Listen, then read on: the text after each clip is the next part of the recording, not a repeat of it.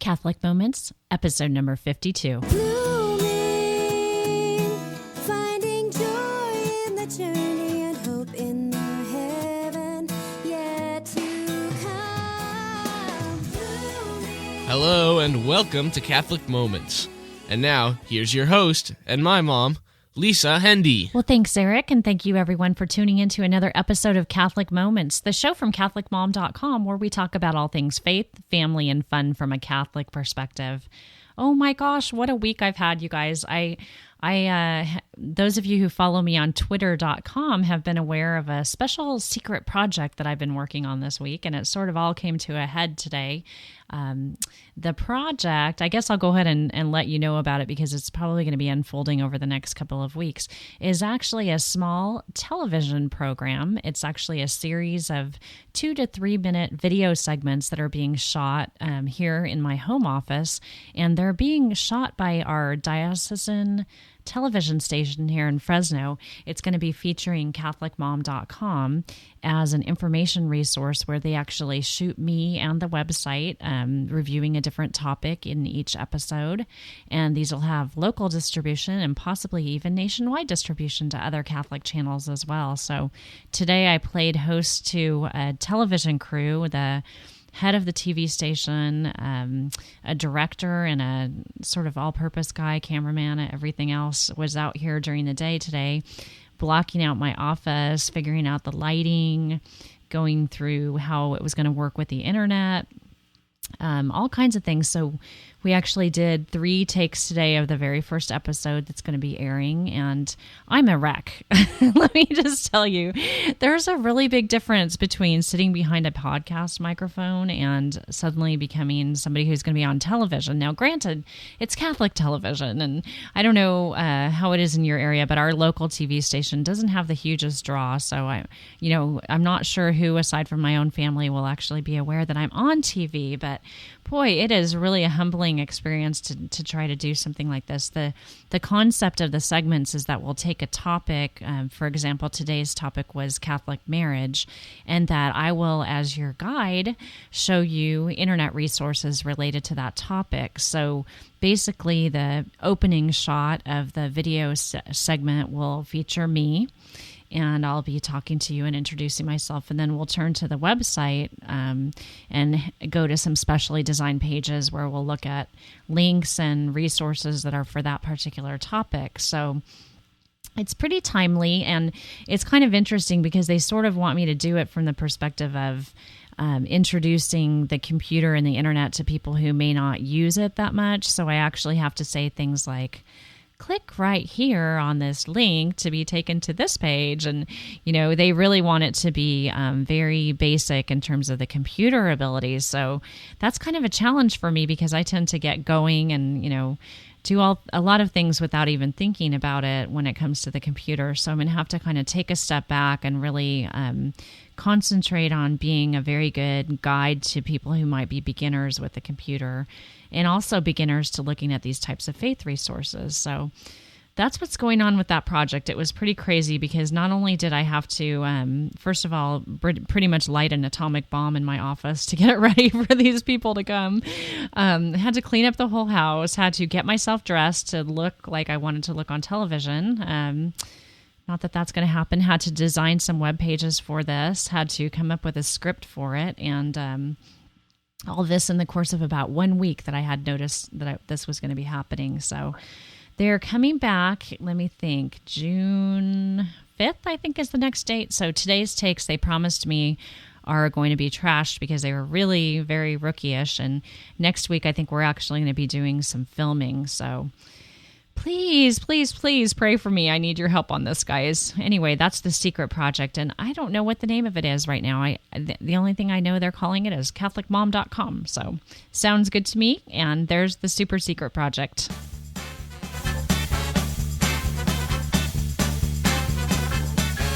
First thing today, I want to share with you guys some information sent along to me by my good friend, podcasting buddy, Joe McLean from the Catholic Hack. Joe's got a big event coming up, and this is taking place on May 30th. Let me just read the press release for you. Apprentice 5 celebrity Tarek Saab to appear in the Woodlands May 30th. Local Catholic media producer and podcaster Joe McLean is sponsoring Tarek Saab for 2 nights in the local area. On Friday, May 30th at 7 p.m., Tarek will be speaking in the Fellowship Hall at St. Anthony of Padua Catholic Church. And on Saturday, May 31st, he'll be at St. Edward's Catholic Church in Spring at 6:30 p.m. Come hear national speaker and celebrity Tarek Saab give a presentation on his new book, Gut Check: Confronting Love and Work and Manhood in Your 20s. Tarek Saab was a popular contestant on NBC's The Apprentice 5. He's the president of T-Saab Media, Inc., and the co-founder of Lionheart Apparel, a men's clothing line which he launched after his debut on The Apprentice. So I hope you guys will check this out. I'll have links to Joe's blog at thecatholichack.com, where you can find more information on this event and everything else that Joe's got going on. And in the meantime, I want to wish him congratulations on the first anniversary of his great podcast, The Catholic Hack.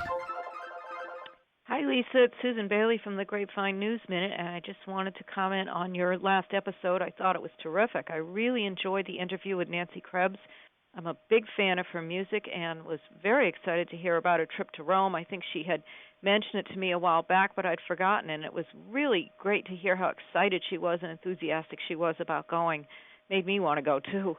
Sounds like an awesome thing, and it's great that her husband can go along as well. Liked your very concise, clear explanation of Catholic New Media. I do know what it is, but it was just nice to hear it because, you know, when other people ask me what it is, I can explain it using what you said. So that was very well done. So great show. Really enjoyed listening to it, and thanks for all you do. Bye now. Thank you, Susan. Susan's another sister that I've never actually met in person. She, of course, is the founder of Grapevine Music Ministry, the head of Grapevine Podcast, that weekly music magazine show, and all kinds of other great things coming from Susan. And I want to thank her for calling our voice feedback line, which is 206-339-9272. And you can find that at our website, catholicmoments.com, if you want to call in too. And I have feedback from India, so I wanted to share that with you. Star Angel wrote me on my blog this week, and she said, "I'm Stella from India, and I'm a regular listener of your podcast, Catholic Moments. I enjoy listening to your podcast, very informative. I wanted to write you a personal email about your podcasting, but today I just can't wait to write a full-length email. So here I'm commenting and congratulating you on the wonderful work you've been doing. Thanks a lot. It inspires me a lot, and I've learned a lot about my faith through this journey with you.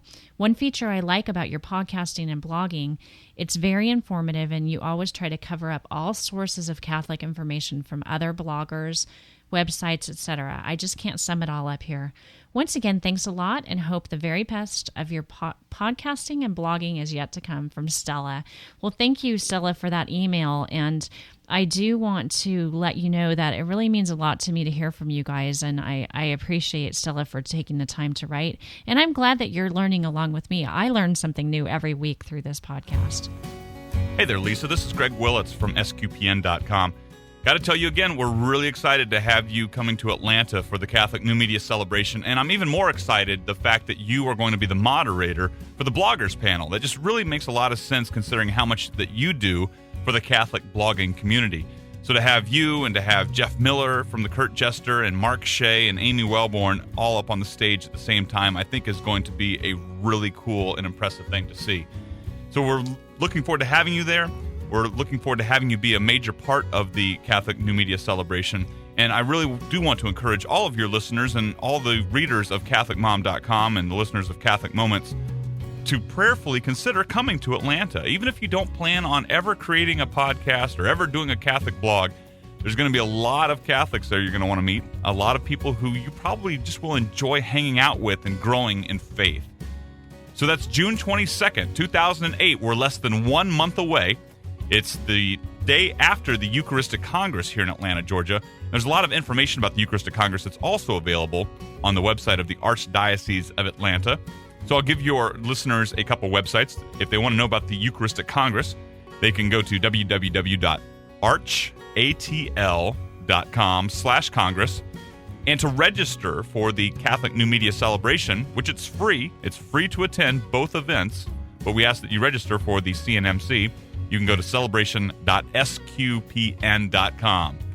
So come to Atlanta for the Eucharistic Congress and stay for the Catholic New Media Celebration. see you, Lisa, in less than 30 days, and hopefully we'll see a lot of your listeners there as well. God bless.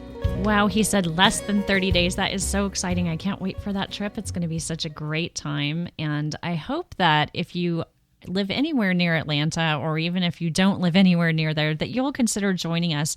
It's going to be such a great time, you guys. I'm so looking forward to meeting so many people that I've conversed with by email and over the internet for the last several years. And like I told you before, to be in the company of some of the people that are going to be there is just a wonderful thing. And as the moderator of a blogging panel filled with people that I really admire, what a treat to be there in their presence. And I'd love to meet many of you as well. So I hope you'll consider coming along with us and checking out the websites that Greg mentioned. And next up, I'm going to share an interview with somebody who's actually going to be there at the Catholic New Media Celebration. It's our CatholicMom.com columnist, Heidi Hess Saxton. Now, Heidi is an amazing woman, and her credentials are too numerous to mention here, but the main credentials: she's the mom of 2 wonderful kids, a great Catholic wife and mother. She's the editor of Canonical Magazine and the author of 2 brand new books that you can check out here in the interview. She's a Catholic adoption columnist for CatholicMom.com and a noted speaker. So without any further ado, I'd love to introduce today's guest, Heidi Hess Saxton. My guest on today's program is a good friend of CatholicMom.com and one of my favorite authors, Heidi Hess Saxton. Hi, Heidi. How are you today? Hi, Lisa. Thanks for having me on your show. I'm so thrilled. This is long overdue. Heidi has been our CatholicMom.com adoption columnist for several, I think we're on a couple of years now, aren't we, that you've been with us. And so I've been acquainted with your work not only through that, but also as a fan of your work as the editor of Canonical Magazine, and also now with your 2 most recent books. And we're so happy to have you on the podcast today to talk about the great work that you're doing. Would you start off by please just briefly introducing yourself to our listening audience? Tell us a little bit more about you and your family. Well, Lisa, my name, as I said, Heidi Hess Saxton, and there's 2 individuals in this world who know me as Mom. My son, Christopher, is 8, and Sarah is 6. And my husband and I adopted them out of the foster care system. We finalized the adoption in 2005. And it's been a transforming experience. It's affected every part of my life, as I'm sure you can imagine. The other major formative experience came in 1994 when I converted to Catholicism out of the evangelical tradition, and so I was 30 at the time, and so it was quite a monumental shift for me going from the evangelical tradition into the Catholic one. It's been again a very life-changing experience. You know, both of those, I can imagine you go on a certain path in life and you think things are always going to be a certain way, and then God shows us otherwise, huh? Mm-hmm. That's true. So both of the experiences that you just described sort of go into some of the work that was behind the first book that we're going to talk about, which is Behold Your Mother. And this book was just recently released. Please tell us a little bit more about this wonderful book. I'll tell you, Mary is the subject of the book, Behold Your Mother, Mary's Stories and Reflections from a Catholic Convert. And Mary, for many converts, many people coming into the Catholic Church, she is one of those issues that many Christians have a hard time wrapping their minds around. Usually, as an evangelical, I remember seeing Mary exactly once a year, which was in the middle of the Christmas manger scene, and she didn't have any words, she didn't say anything, she just sort of sat there holding the baby Jesus, and then we'd pick her up and pack her away until the next year. We didn't give her another thought. As a Catholic, I remember walking into, or even before I became Catholic, walking into a Catholic church and seeing the statues and seeing this woman holding this baby and just wondering, why is it that Catholics are so wild about Mary? Everywhere I looked, she was there. And it's really funny, Lisa, because I started to think about this more seriously and started studying this more seriously before I came into the Catholic Church. And before I became Catholic, I had sort of a mental assent, which was sort of the limit that I was able to go until I had been in the Catholic Church for a while. And it was actually interesting. There were 2 experiences that really defined my relationship with Mary, going as I have right now. And the first one was A couple of years after I became Catholic, I went through a very difficult romantic breakup. And the man in question had been a good Catholic man, and we had gone to Mass every week together. And so going into Mass had become the most lonely time of my entire week. It reminded you of that relationship. It did. And a good, wise Catholic friend of mine said, well, have you ever told Mary about it? And I kind of laughed at her. Why would I do that? And she said, well, because she's your mother, and she cares about you. And so I said, well, to be honest, I had never thought about it. She pressed a miraculous medal into my hand and said, I want you to tell Mary about it the next time you're feeling lonely. Long story short, 3 weeks in a row, I asked Mary to send somebody to sit with me in church. And 3 weeks in a row, she sent me a different stranger who all came and sat with me and made that time a little less lonely. I love that story. And you share it in the book, I know. So that was fine. But still, and so Mary became somebody I could talk to when I was, when I was lonely, when I was troubled, when I was having a difficult time. But still, even after that experience, I didn't always think to talk to her the rest of the time. You know how it is. You're kind of going along and doing your thing.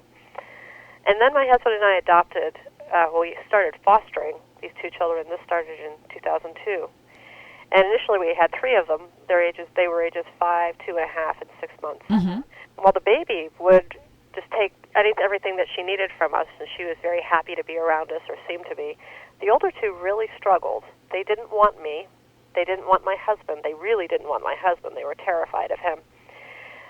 They would take food from us, but most of the rest of the time they just wanted to be left alone.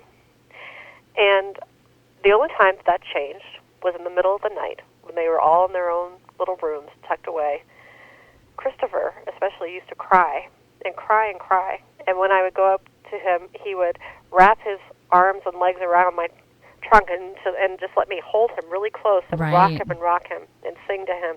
And that was the only time I really felt like a mother with him. You had that proximity, that physical proximity that we need so much to bond. Yeah. And then it started one night as I was doing this, it occurred to me that this was very much what I had been doing with Mary. Most of the rest of the time I just kind of did my own thing and ran around and didn't look at her and certainly didn't want any mothering from her. But when things got dark, that was when I started turning towards her. And that was when she responded to me as only a mother could. I had learned a very important lesson in foster parenting, which was you sort of step back and you let them come to you and you let them express a need. And Mary had done that in a very real way to me. With you. Yes. And that's another story that I talk about in Behold Your Mother, which is available, by the way, on Amazon.com. And I also have a blog dedicated to Mary, which is beholdyourmotherbook.blogspot.com. And we're going to have links to all of Heidi's many resources through the website at CatholicMoments.com. I love that analogy of, and first of all, how many things do our children teach us? How many lessons do we learn every day? But that analogy of that child relationship, it really does show you that as a mother, you want them to speak with you during the day or to turn to you in their happy times and to share those with you. And that's such a beautiful metaphor for the relationship that our Blessed Mother wants us to have with her as well. Yeah. So this book, it's available through Bezalel Books? No, Amazon.com. Okay. Amazon.com. But your publisher? Yes, the publisher is BezalelBooks.com. Okay. She handles bulk orders. If somebody wants to order this for a parish group, or there's also a video version available that's on my website. Okay, great. But if you want bulk orders, go to Bezalel. Otherwise, go Amazon.com or through my website. And you've mentioned to me that you have autographed copies available of the book through your website, which I think would make a wonderful gift for anyone special in your life who has a relationship with our Blessed Mother, or who needs to have that relationship, quite frankly. Yes. I have a special Tea with Mary special, or if they ask for Tea with Mary, I'll send them a sample of my favorite tea with a bookmark and an autographed copy of the book. And it's a good way. I know my friend Sarah Reinhardt, she talks about how she likes to spend time with Mary by sitting and having a cup of tea with her, or maybe a little bit of chocolate or something. What a wonderful idea. That's so great. Those little quiet moments of the day, or semi-quiet moments of the day, those are the best time to be able to cultivate that relationship. Well, while we're talking about quiet moments and books, I want to turn to the second book. You've had a busy year, Heidi. I did. You've had so much going on. But the second book, Raising Up Mommy, Virtues for Difficult Mothering Moments. And please tell us a little bit more about this project. Well, the original title sort of says it all. The original title was Taming the Mommy Monster. Yes. Yes. I'm familiar with my own personal mommy monster. Well, it's funny. I mean, for me, it was anger. When the pressure built too much on me, my reaction was to yell, which was so flattering. And I remember one time when I was particularly overwrought, let's just say, my kids would just look at each other and whisper. They go, "Mommy monster." I realized at that point I needed to sort of calm down a little bit and started focusing more on what they needed and less on what I needed, which is an important thing to do sometimes. Yes. But basically, Raising Up Mommy takes a look at the 7 deadly sins through the lens of motherhood. And the beautiful thing about the authentic feminine genius, which is what our Holy Father John Paul II used to talk about, the feminine genius, is that we have particular gifts, particular feminine gifts that are able to counteract these monsters when we take a studied approach at weeding out the vices and practicing the virtues. We have particular feminine expressions of these virtues that can help us to grow strong in faith and to help our families grow up to be strong as well.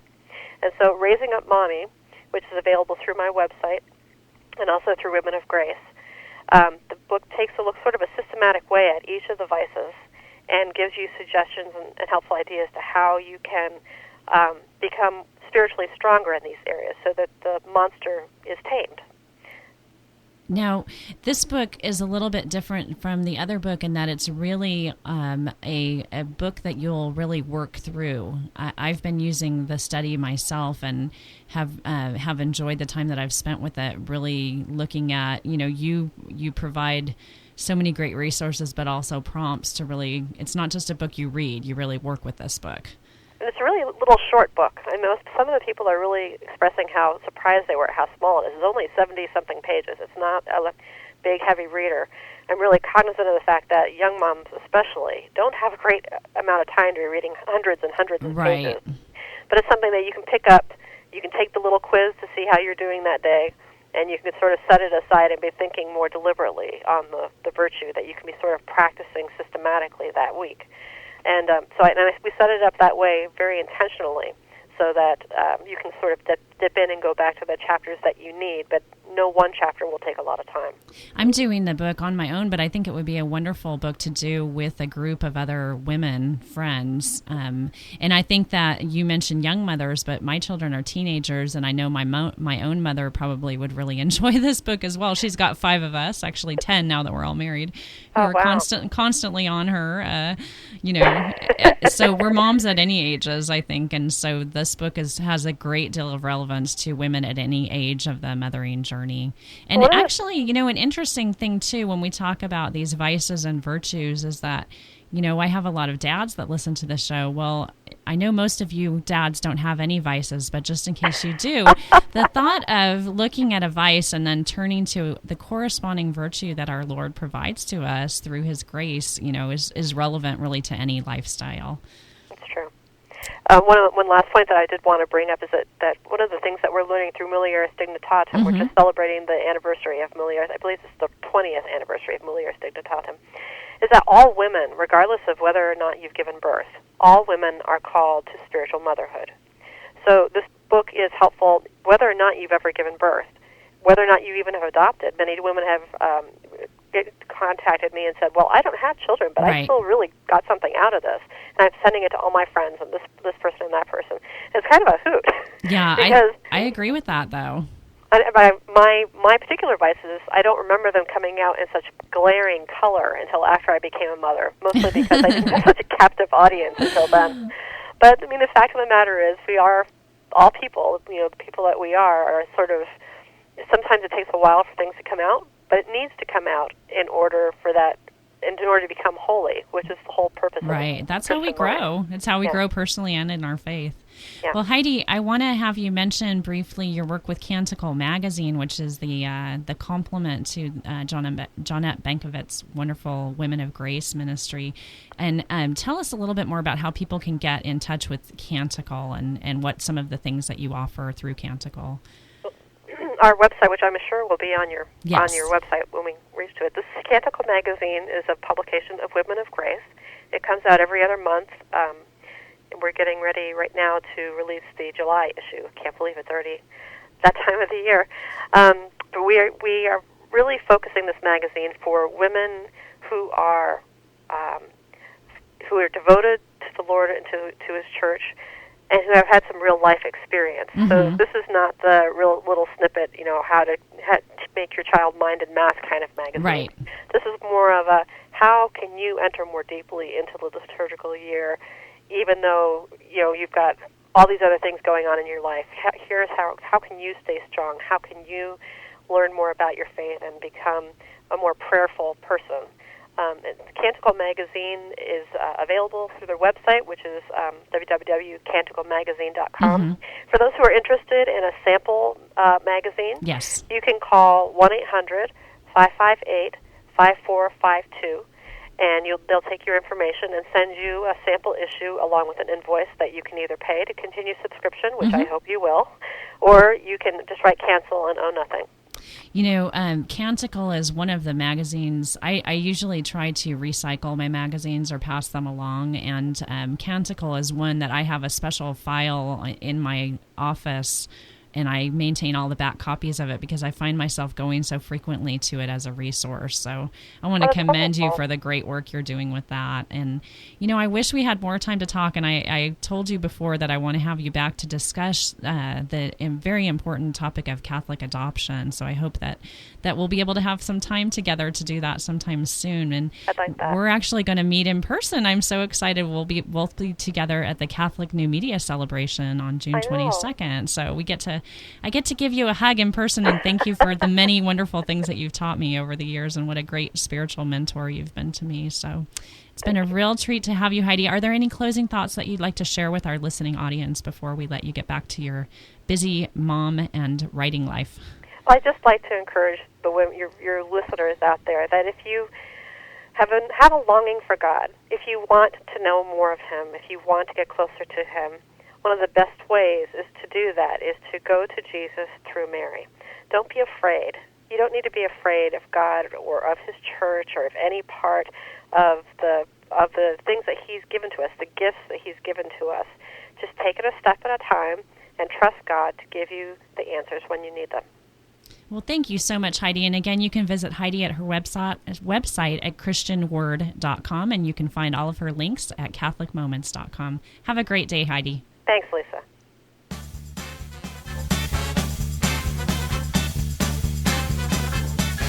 And next up, we've got another great resource from our parish media liaison, Carrie.